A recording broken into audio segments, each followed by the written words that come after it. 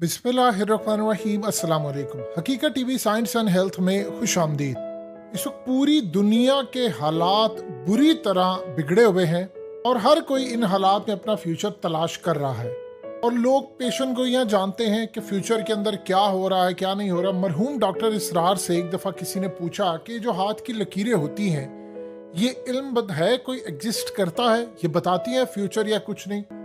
उन्होंने कहा कि मैं इस बारे में कोई डिनाई नहीं करता कि ये कोई इल्म नहीं है, ये ज़रूर चीज़ें बताती होगी, बहुत सारी चीज़ें, या इसके मुस्तकबिल का हाल या बहुत सारी चीज़ें, लेकिन चूंकि ये इस्लाम में हराम है तो हराम चीज़ की हम किसी तरह फॉलोइंग जारी नहीं कर सकते, ना हम इसको फॉलो कर सकते, क्योंकि इस्लाम ने हमें मना किया है तो बेहतरी है तो मना किया। अब इसी तरह एक सूरत हाल सामने आती है कि बाबा वांगा, जिनकी बेशुमार पेशन गोइयां दुरुस्त साबित हुई हैं, जिनको नॉस्ट्रोडैमस कहा जाता है, बल्कन्स की, इस सूरत हाल में उन्होंने आज तक जितनी भी पेशन गोइयां की हैं उनमें अक्सर पेशन गोइयां पूरी हुई हैं।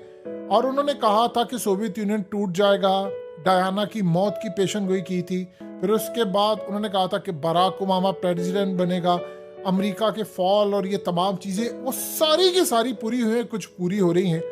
अब आप इमेजिन करें कि इस सूरत हाल में उन्होंने 9/11 की भी पेशन गोई की थी, एक बहुत बड़े यानी जहाज़ों की पेशन गोई, वो सारा कुछ ऐसा ऐसा पूरा होता हुआ आपको नज़र आया। और मजीद फ्यूचर के अंदर बहुत सारी चीज़ें पूरी होती नज़र आ रही। कुछ पेशन गोई उनकी गलत भी हुई है, ऐसा नहीं है कि बिल्कुल ठीक है, लेकिन 2023 के हवाले से जो उनकी खतरनाक पेशन गोई है वो दिल दहला देने वाली है। उसमें उन्होंने कहा है कि 2023 दुनिया पर बदतरीन साल होने वाला है, ऐसा बदतरीन साल कि दुनिया के अंदर लोग इससे पनाह मांगेंगे और कहेंगे कि काश ये साल आता ही ना।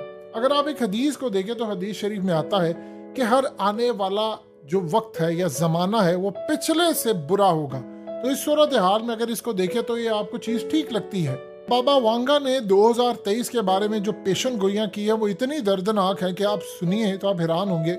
उन्होंने सबसे पहले कहा कि एक बहुत बड़ा मुल्क बायो वेपन को टेस्ट करेगा, और इस सूरत हाल में अभी तक इनकी जो प्रिडिक्शंस है वो वेरीफाई हो चुकी है। यानी कौन सा मुल्क है जो बायो वेपन को टेस्ट करने जा रहा है? बायो वेपन अगर आप देख लें तो आप किसी भी मुल्क या दुनिया के किसी भी कोने में कोई बीमारी फैला सकते हैं, वहां के लोग बीमार हो सकते हैं, आप वो हथियार यूज कर सकते हैं, बायो वेपन।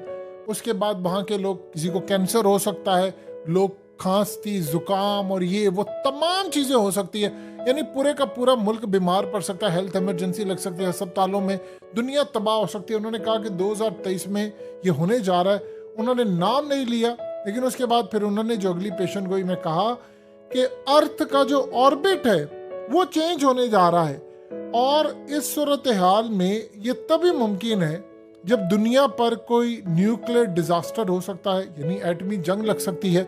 अब इमेजिन कीजिए कि अभी पाकिस्तान ने एटमी जंग की धमकी दी, भारत इस वक्त सर पर खड़ा है, न जाने किन दो ममालिक के दरमियान, या इवन के आप अगर देखेंगे तो रशिया ने भी अपने एटमी मिसाइल लाकर इस वक्त डिप्लॉय कर दिए थे। ब्रिटेन ने सारी दुनिया के सामने ऐलान कर दिया। अब कुछ नहीं पता कि किसी भी वक्त कहां पर कोई एटमी जंग छिड़ जाए, जिसके बाद अर्थ का जो ऑर्बिट है वो पूरे का पूरा तब्दील हो जाएगा। इसी तरह उन्होंने कहा कि एक सोलर स्टॉर्म आएगा पूरी दुनिया के अंदर, इसकी तबाही इतनी ज्यादा होगी कि आप ये समझ लें कि न्यूक्लियर बम अगर अरब दफा भी हम मारे तो उसके बाद जितनी तबाही होती है वो तबाही आएगी। अब ये कैसे होगा, क्या है, इस बारे में कहना मुश्किल है। लेकिन उसके साथ एक अजीबो गरीब उन्होंने पेशन गोई की थी। उन्होंने कहा था 2023 के बाद या 2023 से लैब में बच्चे पैदा होना शुरू हो जाएंगे। देखिए, साइंटिस्ट ऑलरेडी इसका तजर्बा कर चुके हैं। ऑस्ट्रेलिया के अंदर तो ऑलरेडी इसका तजर्बा हो चुका है कि आप पैदाइश से पहले बच्चे की तमाम साख्त को बदल सकते हैं। उसका हेयर कलर कैसा हो, उसकी आंखों का कलर कैसा हो, वो कैसा दिखता हो, गोरा हो, काला हो, किस लेवल का उसका रंग हो, क्या हो, वो तमाम चीज़ें आप चेंज कर सकते हैं। आपको वो मेडिकली तमाम चीज़ें करनी है, बच्चे लैब में पैदा होंगे, उसमें तमाम जो भी मामलात है वो आपके सामने आ चुके हैं। अब इस पर तजर्बा कर रहे हैं, और वो ये भी अब कोशिश कर रहे हैं जो तबाह कुन होगा कि जी माँ के फीड के बगैर ही बच्चे को ज़रूरत ही नहीं है लैब में बच्चे पैदा करें। ये औरत क्या पेट निकाल कर सामने आती है, 9 माह तक तकलीफ होती है, बच्चों को लैब में पैदा करें। आप सोचिए उससे तबाही कितनी ज़्यादा आएगी, ये अलग बात है। इस तबाही के बारे में उन्होंने कुछ नहीं कहा कि क्यों आएगी, कैसे आएगी, क्या सूरत हाल है, लेकिन उन्होंने कहा ये तबाही आने वाली है। अब ये जो असल में सूरत हाल है, इसमें बहुत सारी अजीबोगरीब चीज़ें हैं कि अगर पूरी दुनिया के अंदर कोई बीमारी फैलती है, अगर एक मुल्क इतना ताकतवर है, अब बहुत सारी बातें आप जानते हैं कि नहीं की जा सकती कि माजी में क्या ऐसा हुआ है या हो रहा है, हालिया कुछ हुआ है या जो भी सूरत हाल है, लेकिन एक बात बिल्कुल तय हो चुकी है कि ये इस तरह के हथियार दुनिया में कौन बना रहा है, टेस्ट कौन कर रहा है, अवाम पर लगाए किसने, दुनिया ने उसमें हालिया कोई ऐसा मंजर देखा?